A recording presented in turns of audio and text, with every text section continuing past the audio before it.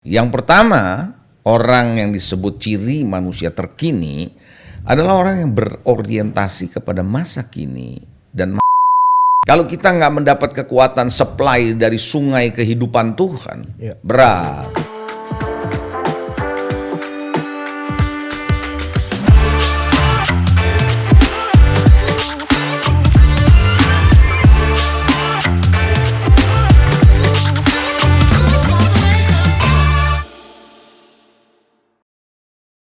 Oke, shalom semuanya. Kembali lagi di program kita Today's Message Podcast bersama dengan saya Jose Claudio, dan kali ini kita masih melanjutkan dalam episode tentang manusia terkini bersama Pastor Leonardo Syamsuri. Haleluya. Haleluya.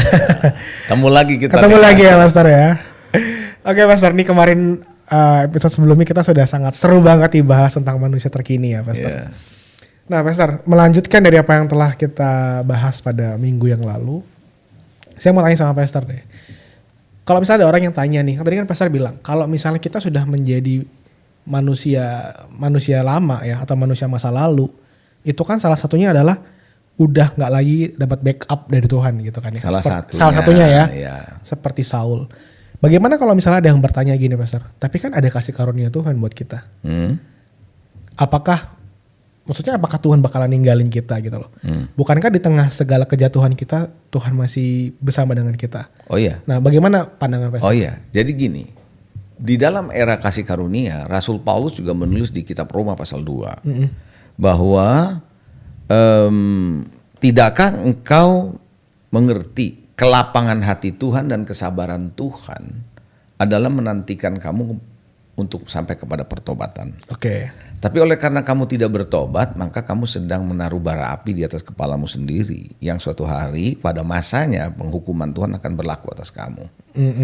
Nah jadi di dalam era kasih karunia begini, jelas Tuhan memberi kesempatan kepada kita untuk kita bertobat. Tapi dia tidak lagi ada, artinya dia tidak mendukung kita ketika kita mundur dari Tuhan, kan begitu kan? Jadi kita yang keluar gitu. Iya kan, kita yang keluar. Tapi kasih karunia-Nya ada nggak? Ada. Kayak ruangan ini ber AC. Siapa yang ada di ruangan ini? Kena AC. Kena AC-nya. Tapi dia yang keluar cari gara-gara sendiri kepanasan di luar. Tapi kalau you balik lagi, ya ada lagi.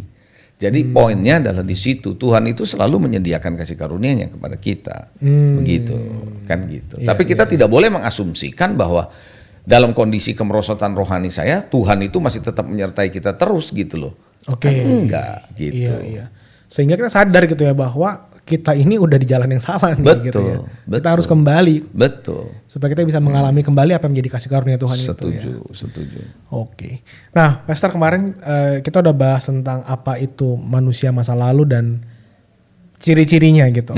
Nah, sekarang di episode kali ini saya mau tanya adalah ciri atau karakteristik orang-orang yang menjadi bagian dari manusia terkini. Nah apa aja gitu Pastor? Di dalam buku saya, Manusia Terkini, saya menulis ada 11 kalau tidak salah. 10 atau 11 karakteristik dari manusia terkini. Ya. Nah di dalam episode ini nggak mungkin semua dong. Betul. Ya ada beberapa lah ya, saya akan coba sampaikan. Yang pertama, orang yang disebut ciri manusia terkini adalah orang yang berorientasi kepada masa kini dan masa yang akan datang. Oh. Ya, dia fokus ke sekarang dan yang akan datang, bukan ke masa lalu. Jadi dia selalu pengen tahu dan selalu mau update dan relevan dengan kegerakan Tuhan. Dia pengen relevan dengan kegerakan Tuhan, dia tahu kegerakan Tuhan masa kini itu apa. Dan yang akan datang ke depan, begitu loh. Nah, bangsa Israel kan selama di padang gurun juga dipimpin oleh tiang awan dan tiang api. Ngikutin kegerakan Tuhan bukan? Betul. Walaupun gak nyaman loh sebenarnya kalau kita bayangin. Benar sih. Iya kan? Orang lagi baru enak-enak tidur, tiba-tiba terdengar harus berdiri. Jalan ya lagi, kan? Sementara dia lagi jalan udah capek, terus tahu-tahu berhenti, baru istirahat sebentar jalan lagi. Ya kan itu kan tergantung Tuhan mau bergerak gimana. Benar. Betul kan?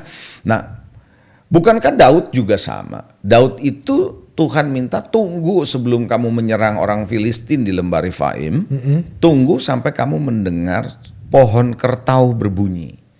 Kalau kamu dengar itu berarti Tuhan sudah pimpin kamu di depan. Tuhan sudah bergerak. Artinya Daud diajar oleh Tuhan untuk ngikutin kegerakan Tuhan.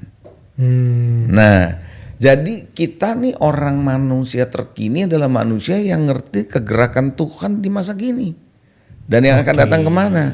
Orientasinya bukan ke masa lalu melulu, bukan kehebatan yang dulu, bukan pengalaman yang dulu, bukan karya yang dulu, gitu loh. Makanya kan Tuhan pernah ngomong sama Elia ketika dia ada di Gunung Horeb toh. Dia bersembunyi toh. Lalu Tuhan bilang apa? Apa kerjamu di sini, gitu loh. Nah, Elia memperlihatkan apa yang dia pernah kerjakan. Tuh kan nggak nanya yang pernah. Tuhan tanya sekarang tuh kau ngapain, gitu loh. Kamu ngapain yang sekarang?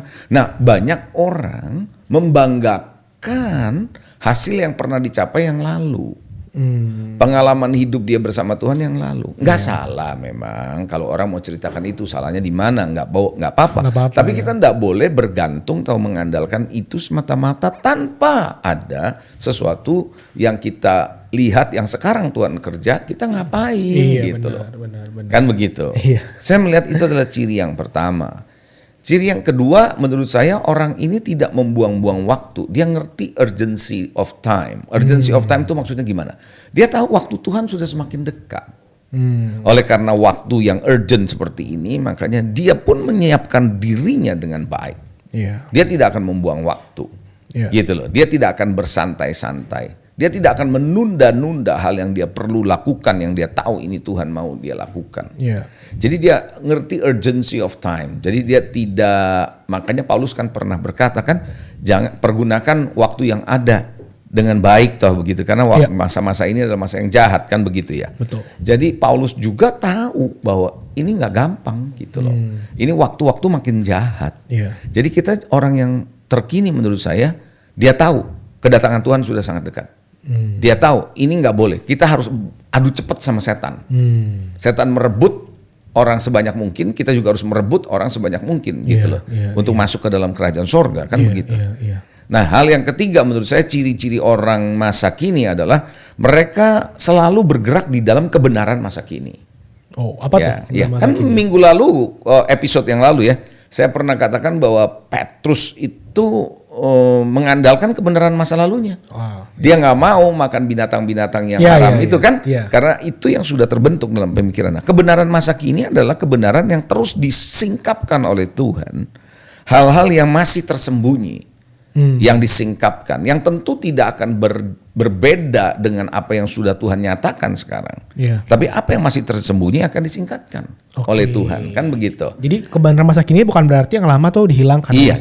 Makanya kan Tuhan berkata kepada Daniel, apa yang kau lihat meteraikan, karena nanti pengetahuan akan bertambah di akhir zaman. Nah, artinya apa kalau pengetahuan bertambah? Berarti Tuhan akan memberikan pengetahuan terus dari Tuhan, sehingga pengertian-pengertian firman yang selama ini tersembunyi mulai tersingkap.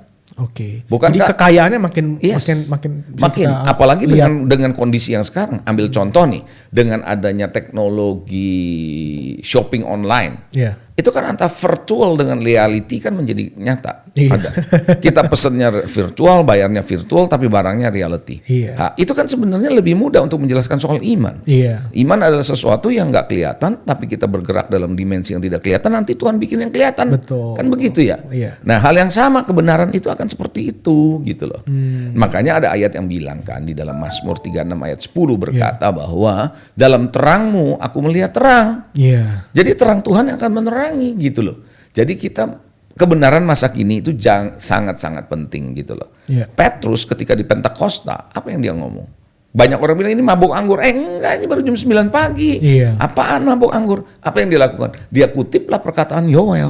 Jadi sebenarnya dia apa? Mengkinikan ngomongan Yoel dalam era Pentakosta waktu itu terjadi gitu loh. Jadi memperkaya apa yang terjadi itu dari pesan dari Nabi Yoel. Nabi Yoel yang dulu masih tertutup sekarang tersingkap dengan peristiwa yang ada. Benar. Kan begitu. Wow. Oke, jadi intinya adalah orang-orang yang dalam manusia terkini adalah mereka yang bisa mengikuti kegerakan Tuhan, mengikuti apa yang menjadi kebenaran-kebenaran Tuhan yang Tuhan mulai singkapkan di hari-hari ini gitu ya Pastor. Termasuk juga bagaimana kita juga dalam artian secara pribadi kita juga mau diselaraskan ya Pastor ya, dengan kebenaran. Maksudnya dulu kita pikir begini dalam maksudnya dari masa lalu kita ya Pastor ya. Waktu kita dikinikan oleh Tuhan, berarti kita juga harus siap untuk diubah. Oh, gitu ya. itu dia, terbuka kepada perubahan. Perubahan bukan demi berubahan. Kan ada orang mau berubah hanya demi perubahan supaya kelihatannya terkini gitu, padahal nggak terkini kan. Nah, jadi yang penting adalah kita harus terbuka dengan perubahan yang Tuhan mau bawa dalam hidup kita, kan gitu. Karena masih ada bagian hidup kamu, bagian hidup saya yang Tuhan mau ubah. Iya benar pasti. Yang selama ini, kalau enggak kan kita udah sempurna namanya, kan begitu. Oke, nah menurut pandangan Pastor nih sebagai hamba Tuhan gitu ya, apa sih yang membuat seseorang ya orang Kristen gitu ya sulit untuk masuk ke dalam keterkinian atau menjadi manusia terkini? Apa Pastor yang biasanya menjadi penghalangnya lah gitu yang membuat sulit? Sebenarnya begini, orang bisa bosen. Orang bisa bosen karena dia sudah familiar. Oke. Dia sudah familiar, dia sudah biasa melakukan. Nah, ketika orang sudah biasa melakukan, dia seringkali justru merasa dia sudah oke. Nah, dia lupa bahwa dia mesti upgrade. Bahasa saya selalu upgrade. Upgrade ya. Dia lupa upgrade, dia lupa update karena dia sudah terbiasa dengan melakukan itu. Nah, kalau sudah mulai terbiasa, familiarity sudah ada. Kita sudah kenali apa yang kita lakukan. Kita nggak heran akan terjebak dalam namanya zona nyaman. Oke. Nah, zona nyaman ini di dalam Alkitab, di kitab Wahyu itu mirip dengan yang namanya suam kuku. Iya. Nah, Tuhan yang akan memuntahkan. Bukan kita. Kalau di dalam terjemahan Amplified Bible, suam kuku itu adalah you spiritually useless. Nggak guna lagi. Nggak ada guna secara spiritual karena suam kuku, panas enggak, dingin enggak. Jadi nggak bisa ada gunanya, spiritually useless. Nah, ketika orang mulai terjebak dalam kebiasaan, familiarity, zona nyaman, suam kuku, maka itulah titik awal kenapa orang sulit untuk menjadi manusia terkini. Makanya orang sudah di dalam zona nyaman susah disuruh keluar dari zona nyamannya. Dia udah merasa enak, dia merasa nyaman gitu loh. Nah, kalau orang udah seperti begini, apa dia akan selalu bersandar. Orang yang bersandar kepada masa lalu adalah orang yang paling sulit untuk menjadi manusia terkini. Wow. Ngomongannya selalu yang dulu tuh ya. Saya kalau dulu tuh ya waktu pelayanan dulu tuh ya nggak akan selesai. Selalu ngomongnya dulu. Referensinya masa lalu. Masa lalu. Karena saya percaya, ngomongan saya selalu bilang begini. Tidak pernah ada masa depan di masa lalu. Wow. Tidak pernah ada masa depan di masa lalu. Di masa lalu hanya ada sejarah. Iya. Benar. Betul kan? Iya, benar. Nah, itulah sebabnya kenapa orang yang selalu ngomongnya masa lalu, bersandar masa lalu, pengalaman masa lalu, yakin saya orang ini sulit untuk menjadi manusia terkini. Hal yang penting juga untuk diperhatikan adalah orang sulit menjadi manusia terkini kalau dia jalan sendirian. Dia nggak punya rohani. Ya, dia nggak punya keluarga rohani. Dia menarik diri dari kelompoknya, dia menarik diri dari komunitas, dia jalan sendiri, dia merasa dia bisa. Nah, ini bahaya itu. Kalau misalnya dia berkata, tapi kan saya dengar Tuhan ngomong. Nah, ya, semua orang juga bisa bilang begitu, ya kan? Semua orang juga bisa bilang begitu. Tapi kan perlu diuji, perlu ada yang mengcover, mesti ada yang lindungi dia. Kalau enggak kan, ya kan? Apalagi kalau dia terus kemudian sendirian. Terus ketemu komunitas yang salah lagi. Kan gitu. Jadi jangan heran malah jadi amburadul nantinya. Mau menjadi manusia terkini, ya kita harus mengkinikan diri kita. Sesimpel itu. Kalau kita menolak untuk diri kita dikinikan, nggak mau berubah, udah nyaman, terus ngomongnya masa lalu terus. Iya kan? Cerita yang dulu gitu. Terus kita merasa kita bisa, ya udah, nggak mungkin bisa jadi manusia terkini. Manusia terkini selalu ada hubungannya dengan Tuhan dan orang-orang di sekitar kita yang mendukung kita. Iya. Saya diingat satu lagu di band Indonesia bilang gini, Pastor. Dahulu terasa indah, tak ingin lupakan. Jadi kita terjebak di dulu gitu ya. Iya. Makanya kan pengkhotbah pernah bilang, siapa yang mengatakan dulu lebih baik dari sekarang, itu kurang bijak orang itu ngomong. Nggak ada sesuatu yang baru di kolong matahari ini. Semua terulang yang ada. Apa yang dialamin oleh hamba Tuhan, apa yang dialamin oleh gereja, apa yang dialamin oleh setiap anak-anak Tuhan itu selalu berulang. Gitu. Nah, mungkin saya mau nanya dari relate-nya kepada kehidupan Pastor. Pastor kan dulu juga adalah seorang yang bekerja di bank gitu ya. Pasti juga istilahnya mungkin secara kehidupan kayaknya mungkin lebih baik gitu istilahnya secara dunia lihatnya dibandingkan sebagai seorang hamba Tuhan. Nah, bagaimana nih Pastor sendiri bisa melihat kalau sekarang ini lebih baik daripada dulu gitu. Kan kalau orang-orang sering kali kalau udah pelayanan, nyesel gue pelayanannya ternyata nggak seindah itu gitu. Kamu harus dengerin nih ngomongan yang bilang begini. Dulu waktu saya mau memutuskan full time, saya pikir enak. Tapi setelah full time ternyata lebih enak. Nah itu dong. Gitu kan orang pikir waktu dulu saya pikir waktu full time indah. Ternyata setelah full time lebih indah dari yang kita bayangkan. Itu yang ngomong sama Ratu Sheba. Yang aku dengar tentang hikmatmu, hai Salomo, saya pikir udah hebat. Ternyata waktu aku lihat nggak ada separohnya, gitu loh. Wow. Kan gitu ya kan. Jadi sebenarnya bolak-balik lagi. Ngapain sih kita full time? Ngapain sih kita melayani Tuhan? Gini loh. Paulus berkata, dulu aku anggap mulia, sekarang aku anggap sampah. Dulu aku anggap sampah, sekarang aku anggap mulia. Tapi alasannya dong yang mesti kita lihat. Ayat itu cuma taunya yang dulu sampah, sekarang mulia. Dulu mulia, sekarang sampah. Tapi tanpa menjelaskan alasannya. Alasannya karena Kristus. Jadi dia menganggap semua itu sampah, yang dulu dianggap hebat, itu karena Kristus. Semua yang dulu dia pikir jelek sekarang jadi indah itu karena Kristus. Motif, alasan, fondasi kita melayani Tuhan itu apa gitu loh. Kalau motivasi kita hanya sekedar cuma mau melayani, kayaknya enak ya pelayanannya. Dasarnya cuma itu, dia nggak tahu. Begitu ngadepin sesuatu, loh ada seorang dulunya bekerja di satu perusahaan lah, ambil keputusan jadi pendeta, jadi gembala. Begitu jadi gembala nggak tahan, balik lagi, kan begitu. Iya kan. Nah masalahnya ini kan masalah kembali lagi alasannya apa gitu. Jangan-jangan mungkin mereka berpikir, wah mungkin kalau jadi pendeta nggak sesetres kalau jadi pengusaha gitu, jadi kerja gitu ya.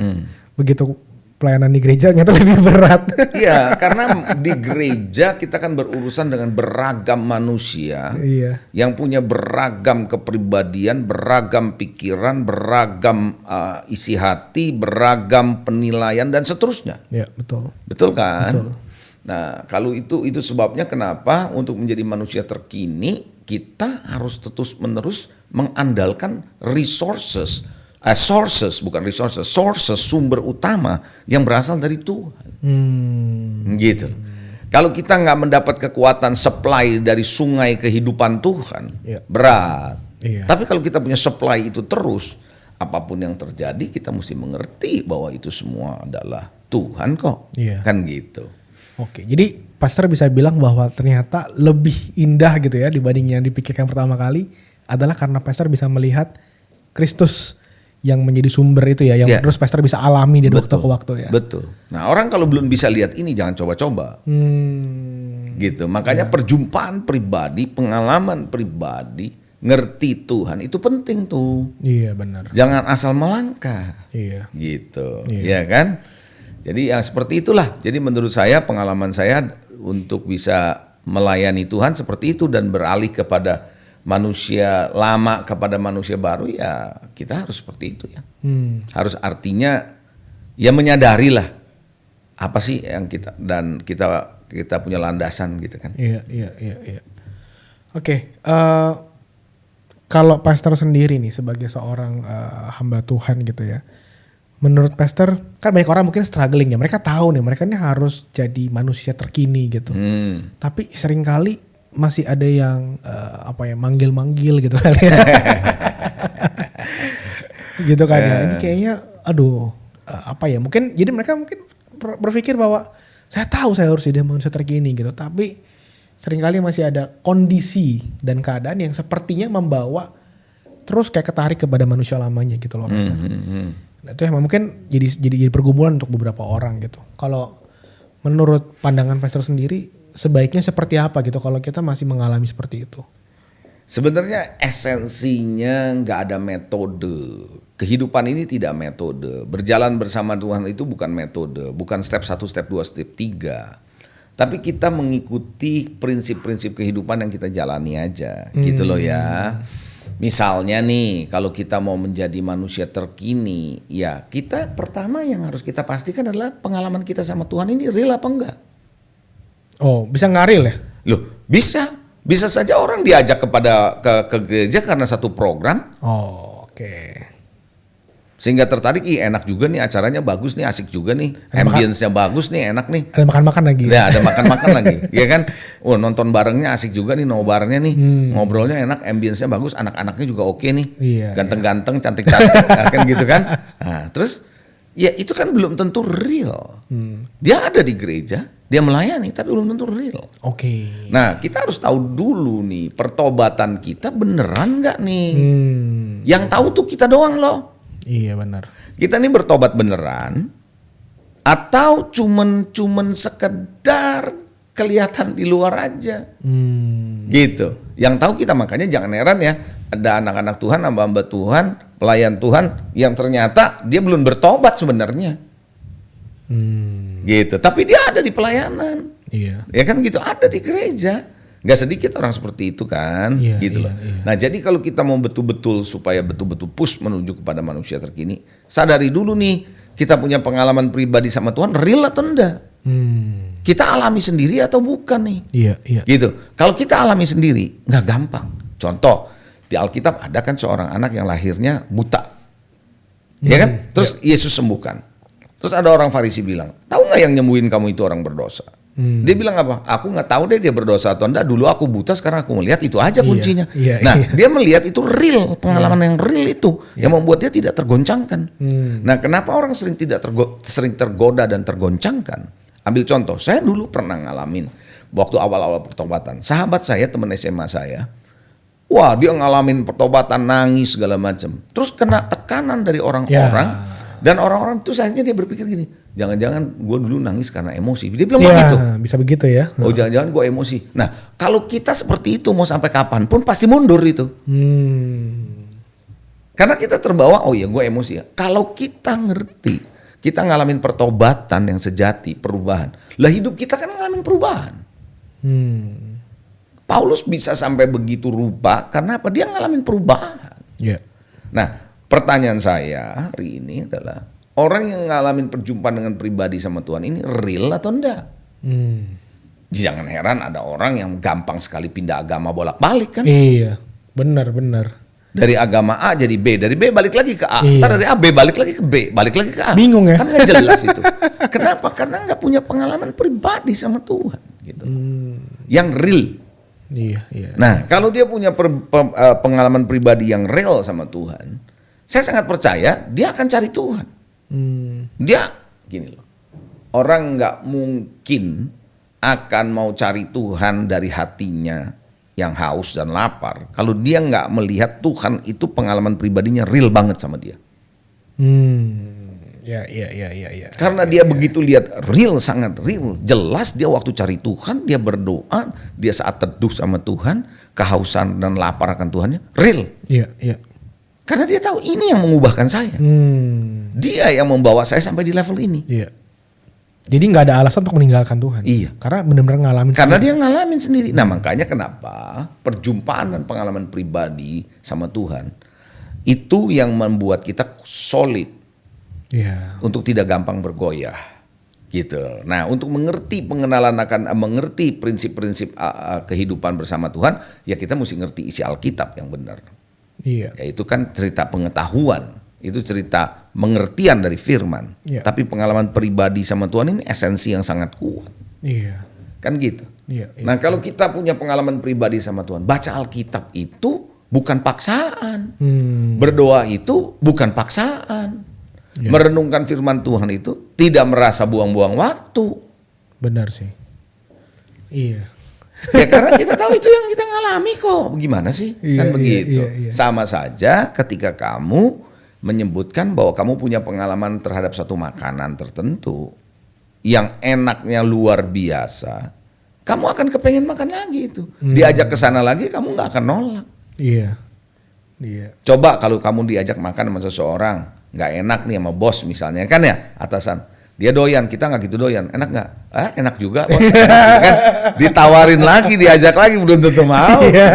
Wong kita nggak real ngomongnya. Kita bilang enak tapi karena di depan bos doang. Nggak enak aja. Ya, kan? Gitu. Diajak lagi, enak sih. Diajak lagi makan, kita nggak mau. Bener, kita kan coba menghindar kan.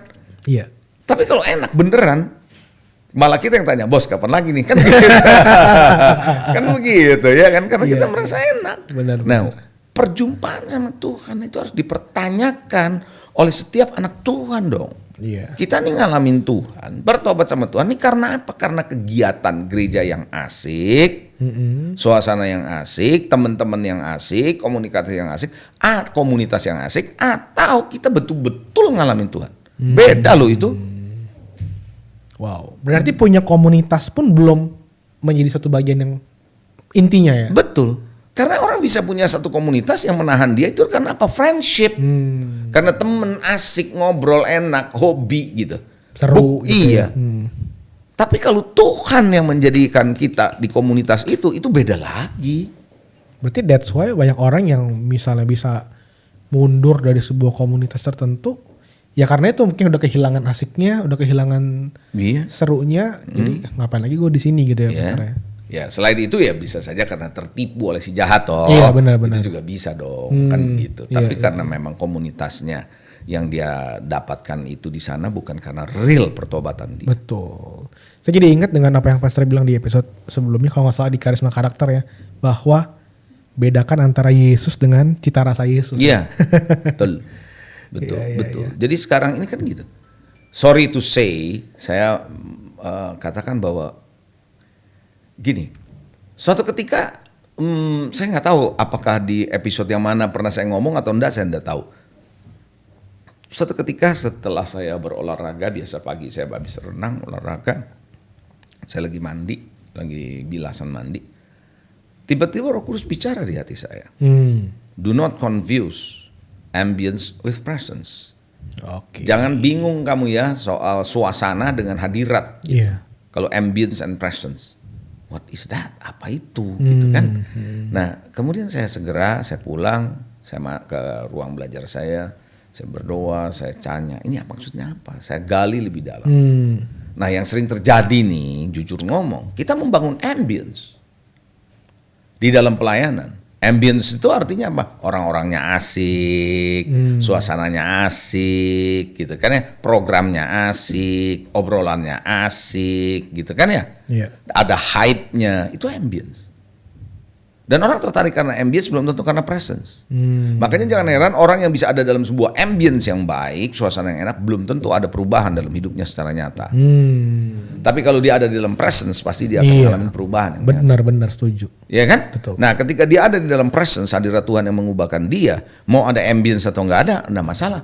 Mau nyanyi pakai musik full atau pakai ukulele aja juga dia bisa oke.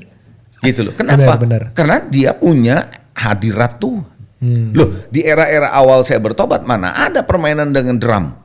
Cuman ada piano ataupun keyboard sama gitar akustik. Tapi bisa berjam-jam kita ibadah. Kenapa? Presence. Nggak ada ambience. Bayangin ibadah di bawah awning di depan garasi rumah bisa berjam-jam. Wow. Emang itu ada ambience? Nggak ada lah. Orang panas-panas begitu. Nggak pakai AC ya? Iya.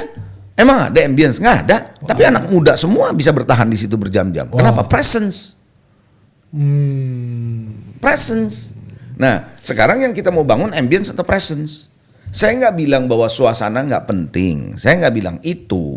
Tapi jangan dijadikan suasana menggantikan presence dong. Do not confuse ambience with presence. Iya. Jadi istilahnya ambience ini hanya kemasan aja ya. Iya. Tapi jangan sampai isinya angin gitu kalau makanan zaman sekarang bilangnya. Ya itu seperti yang tadi kamu ngomong, jangan makan popcorn rasa Yesus. Iya. Popcorn rasa keju. Gitu kan ya? Iya. Kita jangan menawarkan sesuatu rasa Yesus tapi bukan Yesus, kan begitu. Benar. Wow. Jadi intinya kalau kita mau masuk ke dalam manusia terkini ini, mau nggak mau kita harus alami Tuhan sesungguhnya dan pertobatan yang sebenarnya ya Pastor ya. Kalau kita ngalamin pertobatan yang sebenarnya, kita ngalamin Tuhan secara personal encounter dengan Tuhan. Betul-betul nih. Saya yakin dia akan kejar Tuhan. Nggak perlu dicari-cari buat ikut konser ya. Dia akan kejar satu. Iya, karena dia ngalamin sendiri dong. Lihat dong. Iya kan? Dia ngalamin sendiri, Tuhan yang kerjakan sesuatu dalam hidupnya. Benar. Jadi disuruh doa, dia nggak masalah. Iya. Suruh nyembah, dia nggak masalah. Baca Alkitab, dia nggak masalah. Dia tahu Tuhan yang mengubahkan hidupnya. Iya. Itu yang saya alami kok ketika saya baru pertama bertobat. Mana ada yang namanya berjam-jam baca Alkitab. Mana ada yang namanya kerinduan terus cari Tuhan. Nggak bakalan lah kalau bukan pengalaman bersama dengan Tuhan. Iya benar. Gitu. Wow. Oke, Pastor Leo, ini sangat-sangat jelas banget dari penjelasan manusia terkini ini. Oh ya, kalau nggak salah ini cuma jadi teaser aja yang mau baca bukunya. Di bagian terakhir itu Pastor juga ada kasih penjelasan tentang tulisan di jari Yesus ya. Ya Yesus tulis tuh ya. Di bawah tanah, orang nggak tahu apa isinya, tulisannya apa kan sampai hari ini. Iya betul. Nah itu ada penjelasannya. Jadi buat Anda yang mau lebih lagi mengerti tentang penjelasan manusia terkini ini, ada 20 manusia masa lalu dan 11 ciri dari manusia baru ya, kurang lebih bisa dapatkan di buku Manusia Terkini. Mungkin juga kalau yang mau beli sekarang gampang ya, Pastor. Sudah teknologi ya. Ada teknologi, bisa langsung online, bisa cari di Tokopedia dari Navi Gabriel, Karisma Karakter ataupun Manusia Terkini. Anda bisa dapat dan belajar lebih lagi supaya kita jadi orang Kristen yang sesungguhnya, Pastor ya. Nah itu tulisan Yesus itu, wah itu menarik tuh. Menarik ya. Menarik banget, karena itu ada kaitannya manusia terkini dan manusia lalu. Wow. Kita nggak pernah tahu isinya, tapi suatu saat Tuhan bukakan kepada saya. Wow. Ya saya nggak perlu jelaskan. Jadi baca aja sendiri ya. Oke, sekali lagi thank you banget Pastor Leo buat penjelasannya, dan saya percaya bisa menjadi berkat buat semua yang mendengarkan podcast kita kali ini. Buat Anda semua para pemirsa, jangan lupa untuk bisa klik subscribe dan tombol lonceng dari YouTube channel Today's Message. Sampai jumpa minggu depan, Tuhan Yesus memberkati. Haleluya. Amin.